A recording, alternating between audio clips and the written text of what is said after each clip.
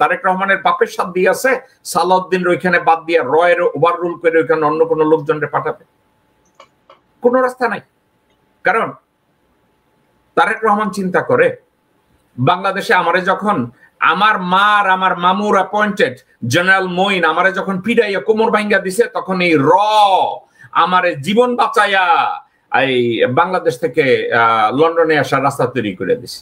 আমরা যখন বলছি বিএনপি সাউয়া এইখানে এইটা করছে, এসালামের পয়সা খাইছে, এসালামের গোলামা ছিল, দালালা ছিল, শুয়ারের বাচ্চা ছিল, মেঘালয় শিলংয়ে যাইয়া তার ভাড়া দেওয়া যে মোটেলে থাকা সেখানে ছিল, সবকিছু করছে। সালাউদ্দিনকে এই কথার কোনো জবাব দিছে? সে কয় তারা কয় আমি নাকি ভারতের দালাল।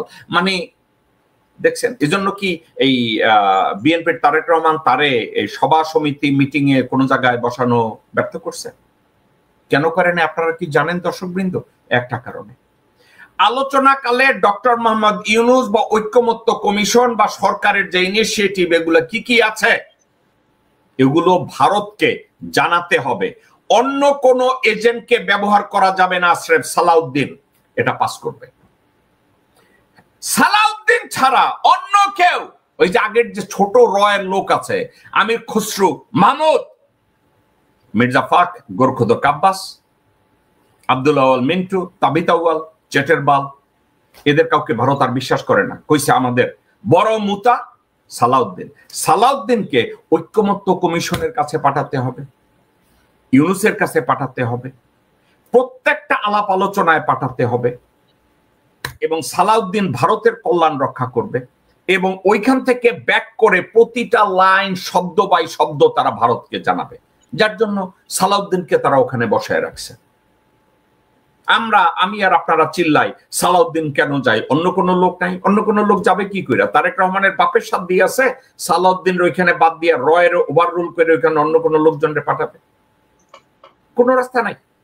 কারণ তারেক রহমান চিন্তা করে বাংলাদেশে আমারে যখন আমার মা আর আমার মামুর অ্যাপয়েন্টেড জেনারেল মঈন আমারে যখন পিড়াইয়া কোমর ভাঙ্গা দিছে, তখন এই আমারে জীবন বাঁচাইয়া এই বাংলাদেশ থেকে লন্ডনে আসার রাস্তা তৈরি করে দিছে। তো তারেক রহমানের কি বাপের সাথে আছে নাকি যে সালাউদ্দিনকে বাদ দিয়া অন্য কাউকে বলবে যে যাও তুমি গিয়া এখানে ডক্টর মোহাম্মদ ইউনূসের ঐক্যমত্য কমিশনের সাথে আলাপ আলোচনা করো? করবে না ভাই, আদৌ করবে না।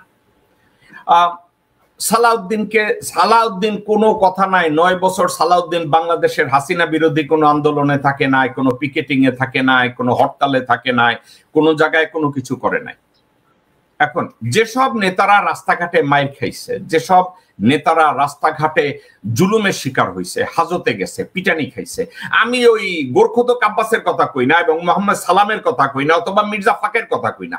এরা হাজতে গেছে, পাতানো হাজতে যাওয়া। এদের হাজতে যাওয়া ওটা হাজতে যাওয়া ছিল না, ওটা ছিল ভ্যাকেশনে যাওয়া।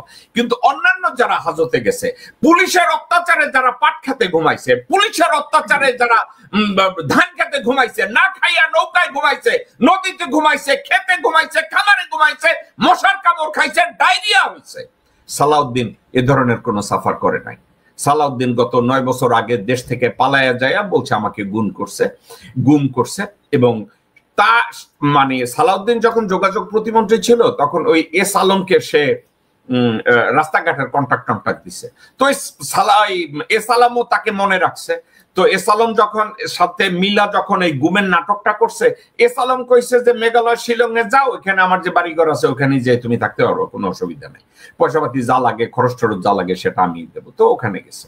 এখন সালাউদ্দিন, আমি অনেক বাংলাদেশে আমি সহ আপনি সহ আমরা সবাই ওয়ান্ডারিং করতেছিলাম যে সালাউদ্দিন বিএনপির কোন জায়গায় ছিল না, হঠাৎ করে সে এত বড় নেতা হয়ে গেল।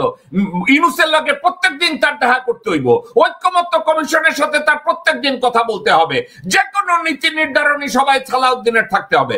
আলটিমেট গোলটা কি এই যে যত এফেক্টিভ যত আলাপ আলোচনা আছে ওখানে সালাউদ্দিনের থাকতে হবে, কারণ সালাউদ্দিন হচ্ছে রয়ের 1 নম্বর লোক এবং সালাউদ্দিনই ওই ডক্টর মোহাম্মদ ইউনূসের সাথে কথাবার্তা আলাপ আলোচনার সময় শুধু সালাউদ্দিন কি প্রপোজ করছে that's not the issue. Yunus কি বলছে, আলী রিয়াজ কি বলছে, বাংলাদেশের অন্তর্বর্তীকালীন সরকার কি প্ল্যান করছে, এ লাইন বাই লাইন রকে আবার রিলে করতে পারবে। এবং সালাউদ্দিন এ ব্যাপারে এমন ভাবে ট্রেনিং নিয়েছে 9 বছরে, কোন শব্দ সে ভুল করে না। সালাউদ্দিন যেখানে যায় সে প্রত্যেকটা কনভারসেশনকে রেকর্ড করে, প্রত্যেকটা কনভারসেশনকে নোট করে, যাতে সে খুবই সূক্ষ্মভাবে ইন্ডিয়াকে জানাইতে পারে, রকে জানাইতে পারে। নট অনলি দ্যাট, এখানে মিটিং এর যে কোনো মিটিং এ বসার পরে সালাউদ্দিন সাথে সাথে সেনাপ্রধান মির্জাফরের কাছে যায়। সেনাপ্রধান মির্জাফর এবং নৌবাহিনী বিমান বাহিনীর প্রধান 3-4 জন একত্র হয়ে এবং সাথে তাদের সাথে অ্যাড করায় ভারতীয় হাইকমিশনার প্রণয় ভার্মাকে, আলাপ আলোচনা করে। এখন আমি এই সাবজেক্টটাকে অত্যন্ত ব্ল্যাক অ্যান্ড হোয়াইট ভাবে দেখি যে সালাউদ্দিনকে ঠিক এজন্যই প্রত্যেকটা মিটিং ইউনূস সাহেবের সাথে পাঠানো হয়। আপনি আমার এই মন্তব্যের সাথে একমত হওয়ার কথা বলছি না, আপনি বিষয়টাকে ডিফারেন্ট হইতে দেখেন কিনা, নাকি আপনি আমার মতো করে দেখেন, নাকি আপনার ফিলোসফিক্যালি আপনি সাবজেক্টটাকে ডিফারেন্ট হইতে ব্যাখ্যা করবেন। Doctor Mamun, advocate Mamun. ধন্যবাদ জাকব মিটন ভাই, সুন্দর প্রশ্ন উপস্থাপন করেছেন। দেখেন, হাসিনাকে দীর্ঘদিন ইন্ডিয়ায় তেলে পুষে এবং তার ব্রেন ওয়াশ করে তার মাথায় ঢুকাইছে এবং বিভিন্ন পরীক্ষা উত্তীর্ণ হওয়ার পরেই তাকে পাঠিয়েছে। এবং সেইখানেও দেখা যায় যে তৎকালীন জিয়া রহমানের ক্যাবিনেটে যারা ছিল কিংবা আশেপাশে যারা ছিল তারা এই বুদ্ধিটা দিল যে হ্যাঁ হাসিনাকে নিয়ে আসা হোক। হাসিনাকে যখন আনলো তো 2 সপ্তাহের মধ্যেই উনি নাই হয়ে গেলেন। এখন তাকে সালাউদ্দিনকে দীর্ঘদিন যাবৎ 9 বছরে যে ট্রেনিং দিছে, যে মগজ ধুলাই করছে না, শুধু ট্রেনিং এ দেয় নাই, তাকে সব দিক আসতে বিষয় দিয়ে আছে। এখন তারা এখন মনে করতেছে যে বাংলাদেশে হাসিনার পরে সালাউদ্দিন হলো একমাত্র তাদের ট্রাস্টেড এবং ট্রেন এজেন্ট, এবং সেখানে কোলাবরেট করবে এই যে ওয়াকার গংরা। তো যার কারণে আজকে যদি আমরা মূল জায়গায় যাই, এই পুরা আন্দোলনটা যে 16 বছর আন্দোলনটা হয়েছে, সেখানে বিএনপি যেটা আপনি বললেন যে শত শত লক্ষ লক্ষ নেতা কর্মীরা নির্যাতনের শিকার হয়েছে। কাজেই আমরা তো এটাও দেখেছি ক্ষমতায় যাওয়ার আগে যে ভারত বিরোধী যে একটা স্পিরিটটা জনগণের মাঝে ছিল সেটা বিএনপি ওন করতো, কিন্তু ক্ষমতায় যাওয়ার পরে কিন্তু সেটা করে নাই।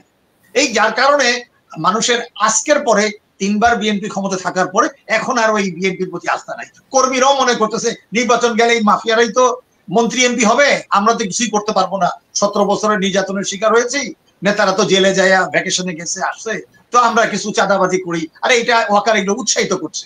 কেন উৎসাহিত করতেছে? যাতে রেখে কোনো কারণে বিএনপি যাতে আগামীতে না আসে। আমাদের বক্তব্য হলো যে আমরা গত 54 বছরে আওয়ামী লীগের বিকল্প বিএনপিকে আশা করি নাই, বিএনপির বিকল্প জামাত কিংবা জাতীয় পার্টি আশা করি নাই। একটা বিরাজনীতিকরণের প্রক্রিয়া হচ্ছে, দলের মধ্যে গণতন্ত্র নাই, এক ওয়ান ম্যান শো। এই কারণে আজকে তারা মনে করছে যে যেসব গোরখতক বললেন, যেসব আপনি বিএনপি অন্য হাইব্রিড নেতাদের বলেন, তাদের কোনো পাওয়ার ঠর নাই। এখন সালাউদ্দিন হবে তাদের ইমাম, এখন ইমামতি করবে এই সালাউদ্দিন, এবং সেইখানে অন্যরা সব সালাউদ্দিনের পাশে থাকবে। তারেক জিয়াকে বলার কিছু নাই, খালেদা জিয়ারও বলার কিছু নাই।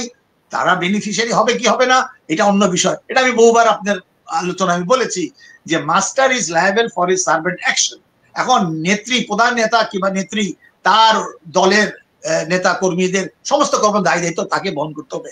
এখন কেন তাকে বরখাস্ত করছে না, কেন তাকে ডিসমিস করছে, এটা আপনি বলেছেন যে তারেক জিয়ার কি দুর্বলতা আছে, কিন্তু মানুষ কি এই যে এত রক্ত দিল, বিশেষ করে গত জুলাই আগস্টে প্রায় 2000-এর মতো মারা গেছে, কতজনের চোখ গেছে, 20,000 আহত হয়েছে, এটার মধ্যে দ্বিতীয় পর্বের মুক্তিযুদ্ধ, সেখানে তো কনসেন্ট্রেশন ছিল একটা, সেটা হলো ভারতীয় আগ্রাসন মুক্ত, যেটা আমাদের চিন্তায় হয়ে গেছিল 16 ডিসেম্বর 71-এ, যে লক্ষ লক্ষ রক্তের বিনিময়, এইটা হলো দ্বিতীয় রক্ত। কাজে এইখানে সালাউদ্দিন কি করলো কি না করলো দ্যাট ইজ নট ম্যাটার।